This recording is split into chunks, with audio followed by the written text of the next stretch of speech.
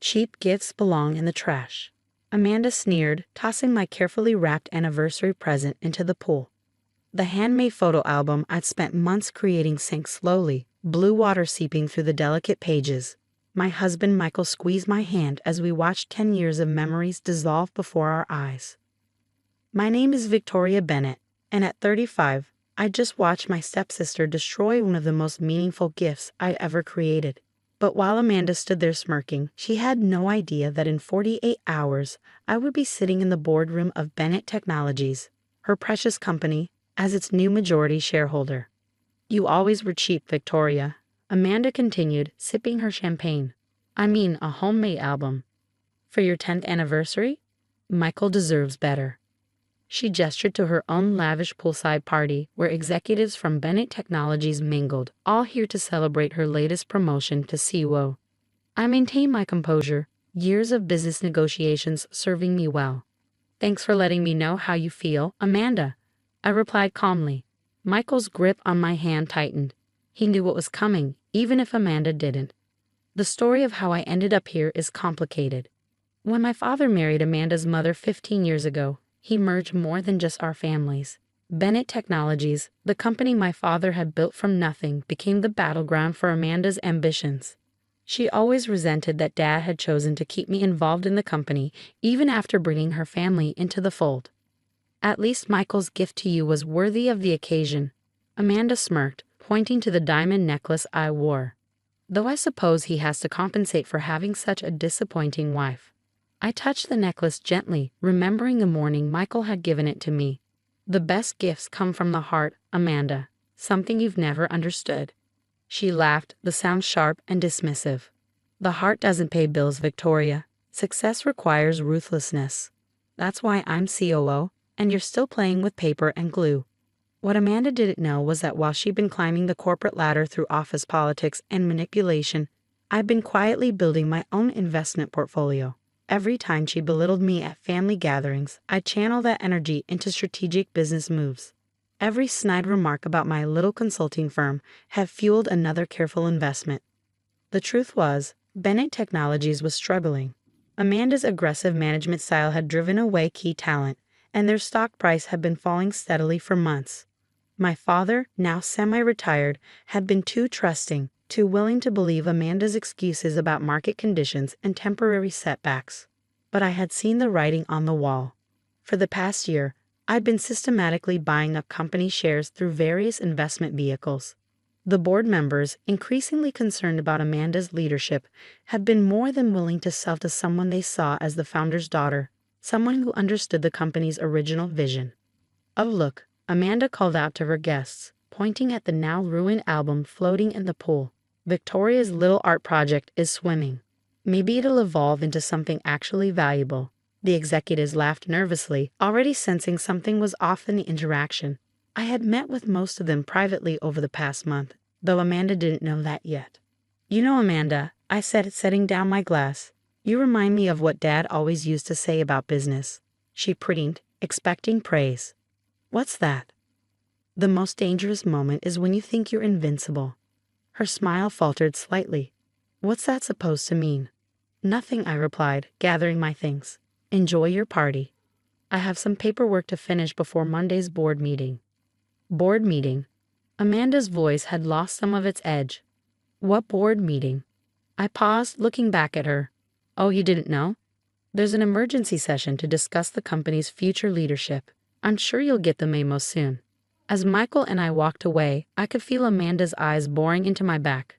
The diamond necklace caught the setting sun, throwing sparkles across the water where my ruined gift floated, a sacrifice that had been worth every moment of planning. You okay? Michael asked as we reached our car. I smiled, thinking of the documents waiting in my office, the carefully orchestrated moves that would unfold over the next 48 hours. Perfect, I replied. Amanda just taught our anniversary gift an important lesson about staying afloat. The weight of the company's shares in my portfolio felt particularly satisfying at that moment. Sometimes the best revenge isn't immediate. It's watching someone slowly realize they've underestimated you their entire life.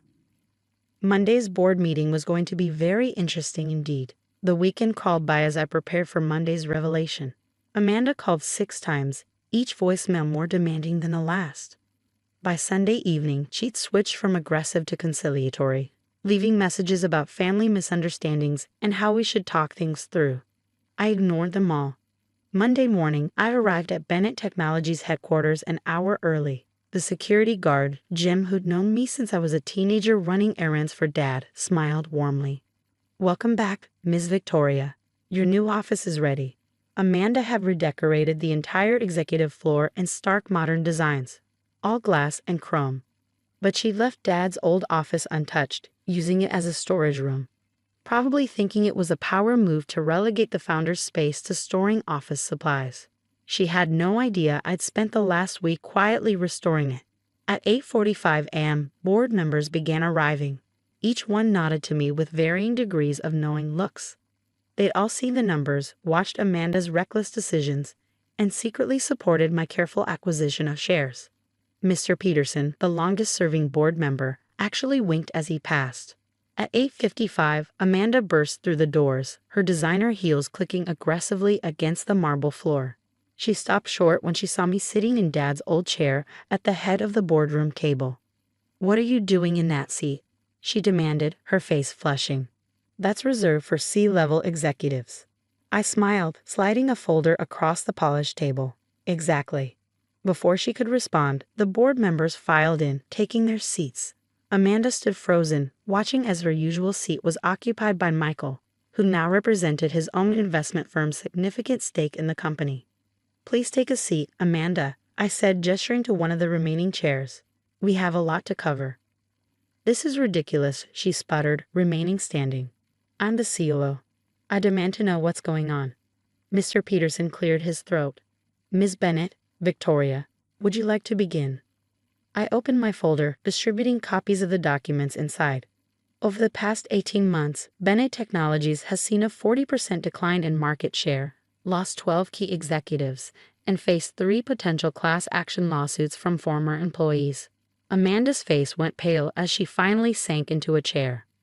"Furthermore," I continued, "recent financial audits have revealed concerning patterns of resource allocation and questionable decision-making at the executive level." "You can't prove anything," Amanda interrupted, but her voice lacked conviction. I pulled out another document. "Actually, I can. This report details every mismanaged project, every alienated client, and every questionable expense charged to the company, including, ironically, last weekend's pool party." The board members murmured, flipping through their copies. Amanda's hands began to shake.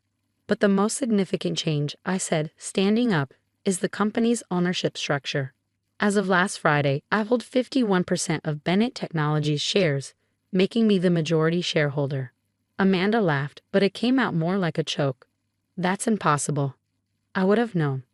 "Would you?" I asked quietly. "You were too busy throwing my anniversary present in the pool to notice what was happening to your company's stock." The room fell silent. Everyone had heard about the pool incident. Apparently, Amanda had bragged about it to several executives, calling it a power move to put me in my place. "The board has already voted," Mr. Peterson announced. "Victoria Bennett is hereby appointed as CEO of Bennett Technologies, effective immediately. Amanda, your services as COO are no longer required." Amanda stood up so quickly her chair toppled backward. "You can't do this. I built this company. I made it what it is today." "Yes," I agreed, "you did make it what it is today, a struggling company in desperate need of new leadership. Dad built this company on innovation and respect for employees. You turned it into your personal kingdom." "Dad," she scoffed. "Your precious father who let me do whatever I wanted because he felt guilty about marrying my mother. He was weak." The boardroom door opened and everyone turned to see my father standing there, looking older and sadder than I'd ever seen him. "No, Amanda," he said quietly. "I wasn't weak. I was wrong. Wrong to think that giving you power would make you understand responsibility. Victoria tried to warn me years ago, but I didn't listen." Amanda's face crumpled. This wasn't how her story was supposed to end. She was supposed to be the brilliant businesswoman who took Bennett Technologies into the future, not the cautionary tale of nepotism gone wrong. Security will escort you to clear out your office, I said, pressing the intercom. Your company car and credit cards have already been deactivated. As two security guards appeared at the door, Amanda turned to me, her mask finally cracking. You planned this all along, didn't you? While I was busy mocking your little consulting firm, you were building a takeover. I thought about my ruined anniversary gift, about years of snide comments and public humiliation. No, Amanda, you planned this. Every time you underestimated me, every time you chose cruelty over kindness, you planned this moment. I just made sure I was ready when it arrived. In the weeks that followed, Bennett Technologies underwent a transformation. I reinstated several key employees Amanda had driven away, restructured the toxic departments, and began rebuilding the company's reputation. The market responded positively. Our stock price rose 15% in the first month alone. Amanda, meanwhile, didn't go quietly. She tried everything, threatening legal action, attempting to rally employees against me, even showing up at Dad's house crying about family loyalty. None of it worked. The paper trail of her mismanagement was too clear, and the board's decision was unanimous. One evening, as I was working late in Dad's restored office, my stepmother Margaret came to see me. She looked tired, older somehow, without her usual perfect makeup and designer clothes. Amanda's moving to Chicago, she said, settling into the chair across from me. She's taken a junior position at a startup there. I nodded, continuing to review reports. I hope it works out for her. Victoria, Margaret sighed. I know my daughter can be difficult. But was all this really necessary? I put down my pen and looked at her directly. Do you remember what Amanda said when she threw my anniversary present in the pool? She said cheap gifts belong in the trash. But that album wasn't cheap. It was valuable. It represented 10 years of memories, of love, of moments that mattered. She destroyed it because she could, because she thought power meant never having to respect others' feelings. Margaret looked away, unable to meet my eyes. The company was the same way, I continued. She treated it like her personal playground, destroying things because she could, hurting people because she enjoyed it. Someone had to stop her. And that someone had to be you, Margaret asked quietly. I smiled, touching the photo on my desk, a new anniversary picture of Michael and me, taken the day after I became CEO. Yes, because I understood what she never did. True power isn't about destroying things. It's about building them, protecting them, making them better. Margaret stood to leave, then paused at the door. She kept the pieces, of your album. Had them fish out of the pool after everyone left. They're in a box in her apartment. I think she knew, even then, that she'd gone too far. After she left, I sat in the growing darkness of my office, thinking about choices and consequences.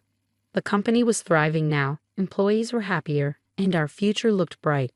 But success wasn't just about profits and stock prices, it was about creating something meaningful, something that would last. I opened my drawer and pulled out a familiar package, a new anniversary album I'd been working on. This one included photos from the pool party, the board meeting, and my first day as CEO. Michael had insisted we document everything, saying sometimes the best stories include the hard parts too. On the last page, I'd written a quote from Dad's original business plan. Success isn't measured by what you gain, but by what you give back. Amanda never understood that. She saw the company as something to take from, not something to nurture and grow.